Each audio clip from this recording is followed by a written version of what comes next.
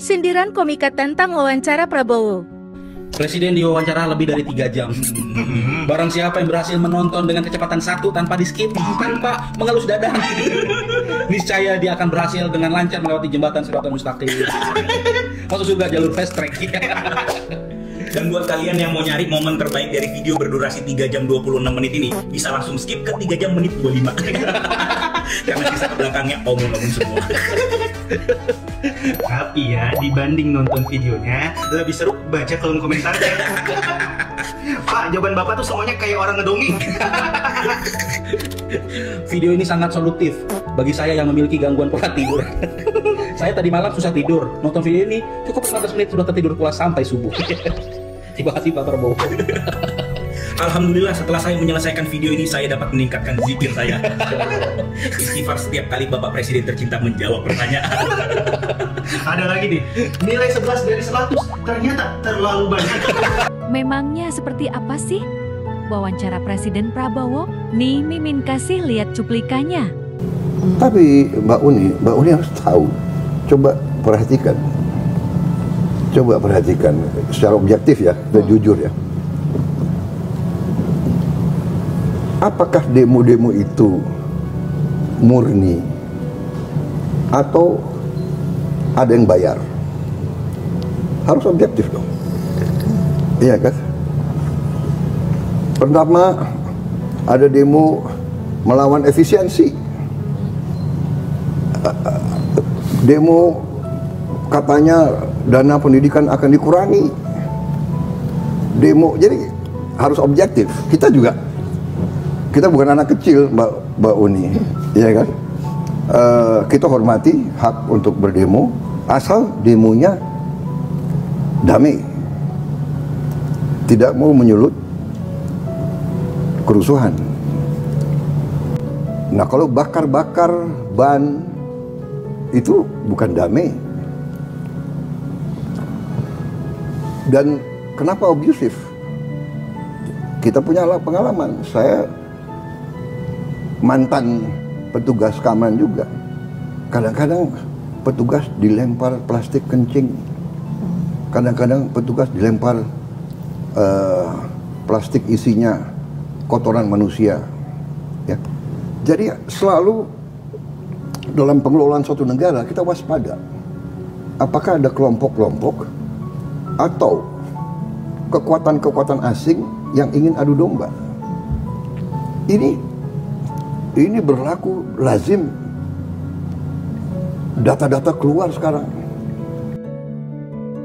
Punya aspirasi boleh, protes boleh, tapi caranya harus benar. Jangan bakar ban, itu nggak damai. Merusak itu nggak damai.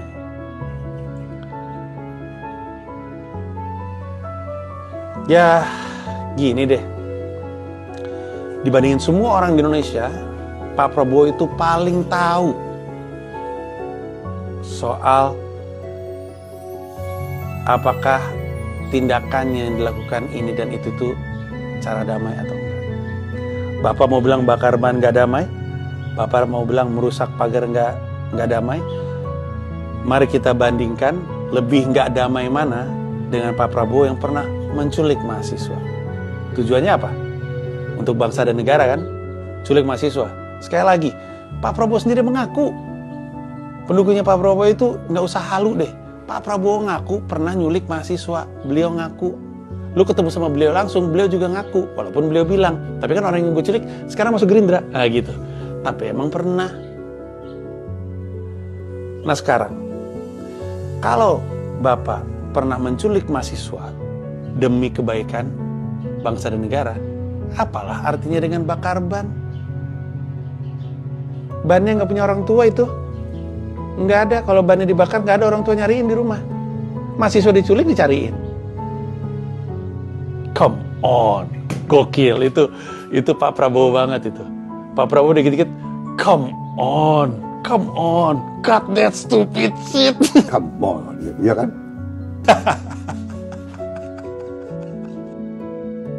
Untuk soal kenapa kok RUU TNI ini begitu dipercepat? Inti daripada RUU TNI ini sebetulnya hanya memperpanjang usia pensiun beberapa perwira tinggi. Gak ada niat TNI mau difungsi lagi, come on, ya kan? Nonsense itu saya katakan, tidak ada niat TNI yang keluar dari politik. Unilubis, part yang paling bikin gua merinding. Lo inget nggak beberapa waktu lalu gua bikin story repost dari kostum komik tapi gua kasih caption. Gua tampilin deh, inilah dia. Di bagian Unilubis ini seakan-akan tuh memperkuat dugaan gua itu. Ketika bahas RUU TNI itu adalah waktu dimana Prabowo sangat-sangat defensif. Dia bilang RUU TNI itu intinya adalah perpanjangan masa pensiun TNI. Dui fungsi nggak ada tuh, nonsense katanya gitu. Loh kok bisa bilang gitu pak? Kok bisa? Iya, masa pensiun itu salah satu bahasan. Tapi kan yang jadi main topik itu adalah ketika tentara masuk ke ranah sipil. Tadinya ada 10, terus jadi 16, terus jadi 14. Bahkan sebelum disahkan udah ada nama-nama tentara yang di jabatan sipil dan di luar 14 tadi. Di luar 14 loh. This guy doesn't know shit. Kok bisa? Gap informasi yang ada di kepalanya presiden sama di lapangan itu tuh jauh banget. Kok bisa presiden nggak tahu informasi kayak gini? Ini di luar tuduhan bahwa demonya itu dibayar, disusupi asing gitu ya. Yang mana aneh juga karena kan Intel banyak tuh. Intel tahu banget demo yang dibayar sama organik itu kayak apa. Tapi somehow Prabowo masih nganggep itu dibayar.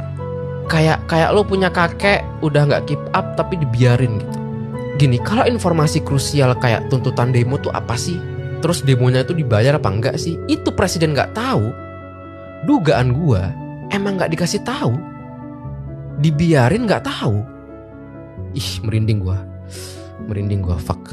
Biar argumen-argumennya tuh tetap ngaco, tetap ngeselin, terus kita marah, rakyat kebakar, terus diturunkan, terus digantikan. Merinding gua. Dan sekarang gua cuma bisa berharap itu tidak terjadi. Itulah review gue dari 3,5 jam wawancara Prabowo. Sorry gue cuma membahas 3 pemret karena yang lain kurang dan udah ada yang bahas juga. Itu aja, terima kasih. Kalau lo nggak kuat nonton 3,5 jam, lemah lo semua. Bapak tadi membahas tentang bagaimana belanja alutsista, bagaimana rencana tentang minimum force itu bisa dicapai dan lain-lain. Bapak melakukan review itu. Nah, di sisi lain Bapak juga waktu itu pernah memberikan penilaian atas kinerja penegakan hukum di Indonesia. Bapak beri skor 5 atas kinerja hukum di Indonesia. Pertanyaannya sekarang terkait dengan pertahanan, berapa skor yang Bapak berikan atas kinerja Kementerian Pertahanan yang dipimpin oleh Bapak Prabowo? Silakan Pak Ganjar. 5 juga. Menurut saya skornya justru di bawah 5 Mas Ganjar. Kalau 5 itu ketinggian Pak Ganjar. Terima kasih Pak Ganjar. Mas Anies gak usah takut. Disebut aja angkanya berapa gitu loh. Kayak saya gitu loh. Jangan di bawah 5, sebut aja berapa. 11 Mas, dari 100. Oke. Ini sedikit ngajari kendel Mas Anies biar berani.